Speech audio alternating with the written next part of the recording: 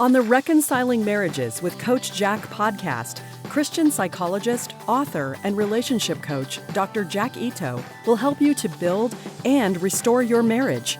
By learning just a few relationship skills, you can help your spouse enjoy your relationship more while getting more love and affection from your spouse. Listen to Coach Jack as he helps you with one more step toward a marriage both you and your spouse will love. Sometimes arguing is an attempt to address a legitimate issue. Sometimes it signals a desire for more closeness, and sometimes it is a signal of an impending affair or divorce. If your spouse is picking arguments, you will need to be able to discern and respond correctly. At the beginning of marriage, arguments are common. At this time, couples push and pull at each other until they achieve some kind of balance between sacrifice and satisfaction. This is how they adjust to each other. The smaller their differences, the smaller the compromises will be. If their differences are large, then many more compromises will need to be made to make the marriage work. After we get used to each other, there may still be occasional arguments. Occasional arguments are like getting an occasional skin rash.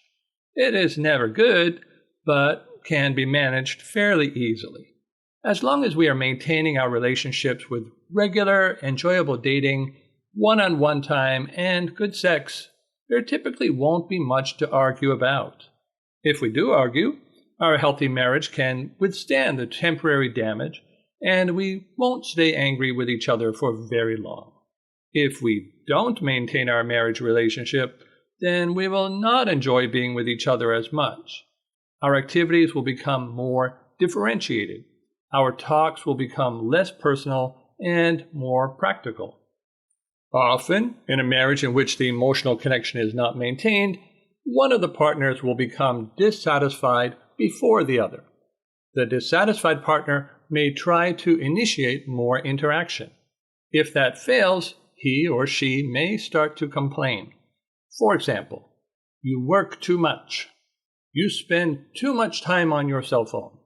I don't like you going out with your friends all the time. We don't do things together anymore. I'm not important to you. I don't think you love me. People make such complaints when they want to spend more time with their partner and are feeling less important than something or someone else. This is an early warning sign that too many people ignore. These complaints represent dissatisfaction and growing resentment in the marriage. At this stage, the complaining partner still wants the relationship to be better. Instead of arguing about the specific complaints, what is needed and wanted is more quality time together. If the dissatisfied partner is unsuccessful in recreating an enjoyable emotional connection, he or she will eventually stop trying.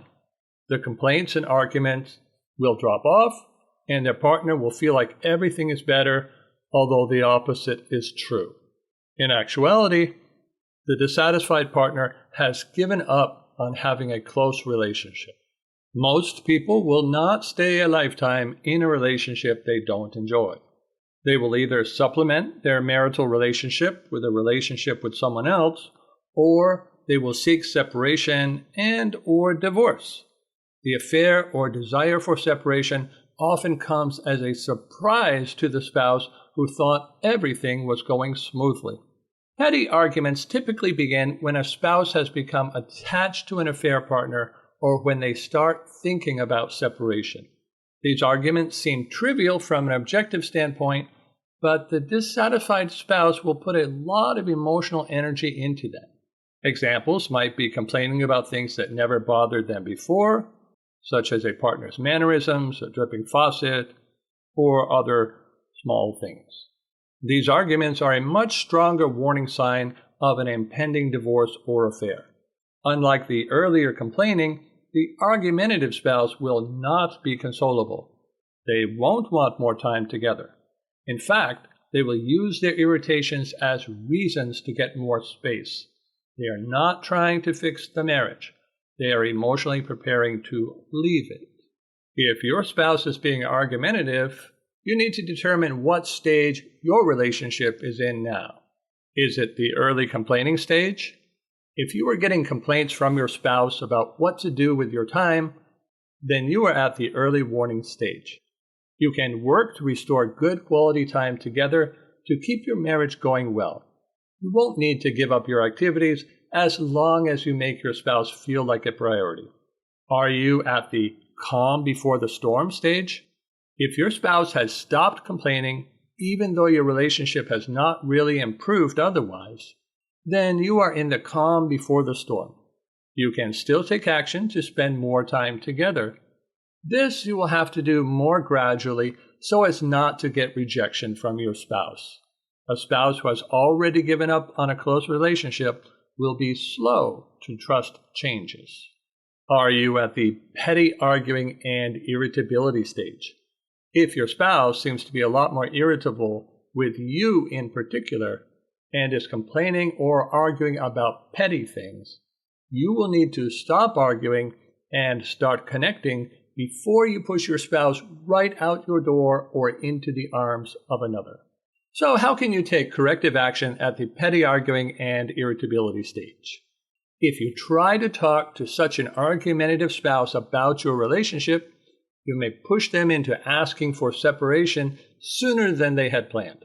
Attempts to pursue such a spouse with romantic behaviors and increased attempts to be together will just create more conflict, as the argumentative spouse does not want to be together more. This is not the time for marriage counseling either. On the other hand, just giving space is also not a fix, because the irritable spouse will enjoy being left alone, possibly to pursue someone else. I made a podcast on when and when not to give space for relationship building, if you would like to learn more about that method. The solution for reconciling at this point is helping the dissatisfied spouse to relax by getting on the same page as the dissatisfied spouse and by being relaxed and friendly. This is a far better choice than either pursuit or space, which only emphasize the differences between you and your spouse. We can never connect on differences. At this stage in particular, don't spend too much time with your spouse. But when you do, make sure you are using good connection skills. It will also be important to get back to being the attractive person you used to be. At one point, you were attractive to your spouse. You no longer are.